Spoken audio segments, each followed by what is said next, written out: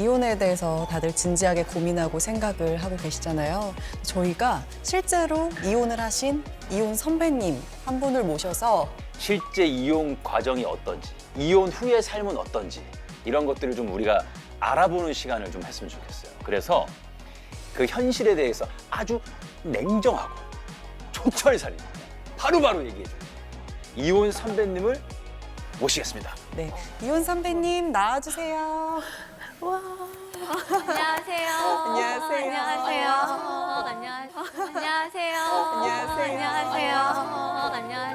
안녕하세요. 너무 아름다우시다. 네. 아직은 얘기할 수 없지만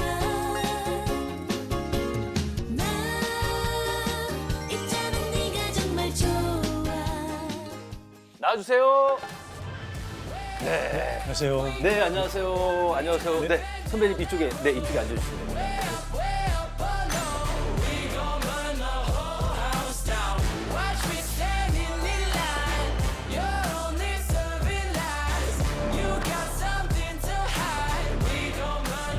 아유, 그동안 고생 너무 많았죠. 그동안 너무 고생 많았죠. 고생이 많았다고 그동안. 일단 나와주셔서 정말 감사합니다. 네, 아닙니다. 이제 한 번으로도 힘들었을 이혼을 두 번을 겪으셨잖아요. 네. 뭐 어떤 일이 있었는지 실례지만 여쭤봐도 될까요?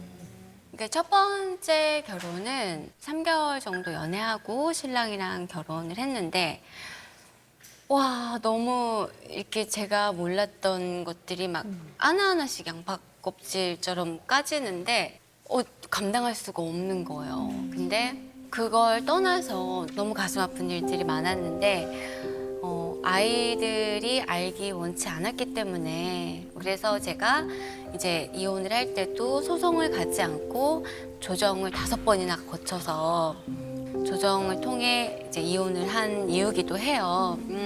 근데 이혼의 결심이 섰다면 그럼 나는 내 몫을 챙겨야 돼 라는 마음이 다 있어요.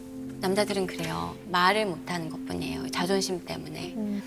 조정을 5번째까지 갔을 때는 얘기를 하더라고요. 나 얼마 줘.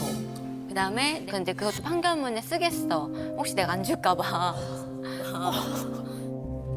다 가져가도 좋으니까 우리 이혼만 하자. 그렇게 해서 끝이 났어요. 와, 5번이면 진짜. 두 번째 결혼은 어떻게? 두 번째 결혼은 저를 일단 아이가 둘 있는데도 이렇게 저를 사랑해준다는 건 쉬운 일이 아니잖아요. 근데 저를 많이 사랑해줬고 또 우리 아이들을 잘 품어준다고 했기 때문에 재혼을 결심하게 됐는데 근데 이제 결혼이 시작됨과 동시에 이제 시댁에서 이렇게 저를 부르더니 남의 자식은 절대 안 된다. 그리고 또 저 몰래 우리 엄마를 만나서 아이들 친정엄마가 키워주면 안 되냐. 그리고 나만 남편한테 보내라. 뭐 이런 얘기를 자꾸 하니까 말이 달라졌네요. 약속도 근데 했는데. 정말 힘들었던 건 남편이 약속과는 다르게 이 시댁한테 딱 단호하게 얘기를 못 하더라고요. 그렇게 못한 채 시간만 흘렀어요. 그러니까는 재혼을 하고 혼인신고는 했는데 양쪽 살림이 합쳐지지는 못하고 그러니까 남편 쪽에서는 아이를 두고 제가 오기만 기다렸던 것 같아요. 근데 어떤 엄마가 아이를 두고 가겠어요. 말도 안 되는 아이를 소리. 두고 가서 내가 과연 행복하게 살 수 있었을까? 난 그것도 의문인데 그래서 제가 오지 않겠구나 해서 이제 남편 쪽에서 먼저 이혼 소장을 보내더라고요.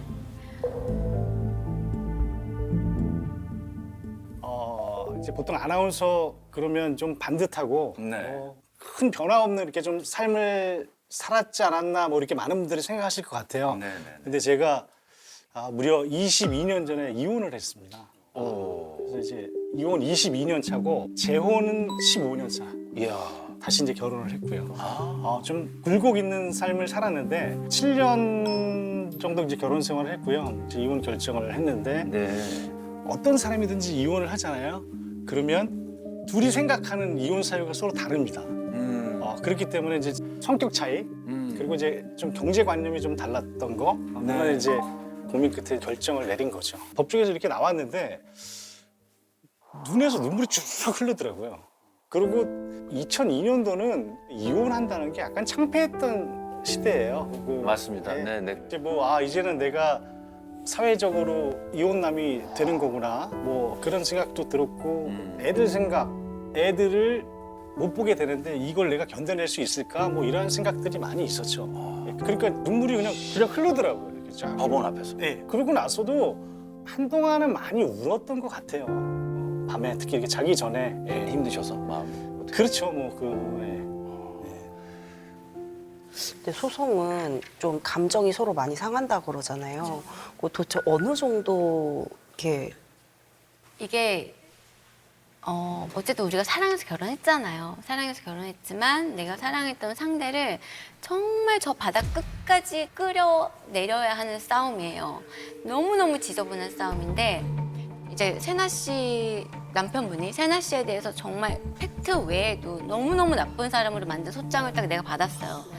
그걸 읽어서 내 마음은 어떻겠어요. 무너질 것 같아요. 근데 그거에 대해 난 또 하나하나 다 반박을 해야 돼. 반박한 걸 또 받아요. 그러면 그거에 대한 반박이 또 와요. 그걸 계속 왔다 갔다 주고받는 왔다 갔다 과정이 진짜 어떤 느낌이냐면 진짜 막 내 오장육부가 진짜 다 갈기갈기 찢어지고 내 눈물은 이미 다 마른 것 같은데 정말 골수에서까지 이 액체가 눈으로 흘러나오는 그런 느낌? 너무 아파요, 진짜. 그 끝까지 과정이 몰랐네요, 너무 그치? 아파요. 진짜 억장이 무너지죠, 막. 아이들을 직접 키우고 이제 계시잖아요. 양육비는 꼬박꼬박 이제 받고 계시는 건지. 아니요, 저는 10년 동안 못 받았어요. 10년 동안 못 받았고, 그리고 내가 이혼을 한다고 해서 내가 꼭 양육비를 받을 수 있다는 보장은 없어요. 왜냐면 대한민국에 지금 양육비를 못 받는 싱글맘들이 한 70%가 넘어요. 네, 맞아요. 양육비 전쟁입니다. 책임을 져버리는 배드 파더스. 72%가 위장 전입이나 주소 불명입니다. 아이들이 제때 필요한 보살핌을 받기 어려워질 수도 있기 때문입니다. 근데 양육비 웬만하면 별로 기대하지 마세요. 남자들이 이게 너무 돌아서면 현실적이다. 돌아서면 남이야. 돌아서면 남이야. 어쩌면 현실이야. 왜냐면 자기 살 길이 바쁘기 때문에 양육비를 안 주려고 뭐 월급이나 이런 거를 다른 사람 이름으로 해놓는 안 좋은 경우도 정말 많아요. 차압할까봐. 양육비 소송을 처음에 한 번 하고 그리고 그 이후에도 양육비를 좀 못 받았거든요. 10년 동안 양육비를 못 받았는데 이제 40대를 좀 넘어서니까 저도 지치고 이제 몸도 늙더라고요. 근데 아이들은 벌써 그만큼 자라났죠. 갖고 싶은 거, 하고 싶은 거는 더 많이 늘어나잖아요. 이거를 나 혼자 감당이 안 되는 거예요. 그래서 변호사비가 또 드는데도 불구하고 얼마 전에 양육비 소송을 또 했어요. 도저히 못 참겠더라고요. 근데 진짜 되게 좀 치사하게 하는 그래서 이혼하고 양육비 받으면서 아이들 키워야지라고 쉽게 생각하면 안 되는 거예요. 진짜 현실적이다. 현실적인 방법이 아니에요, 그건. 제가 생각했던 거랑 들은 거랑 너무 내용도 달라서 그냥 이혼하면은 다들 쉽게 하지 뭐 도장 한번 찍으면 끝이지라고만 그렇게 쉽게 생각했는데 막 얘기 들으니까 되게 힘드셨겠구나.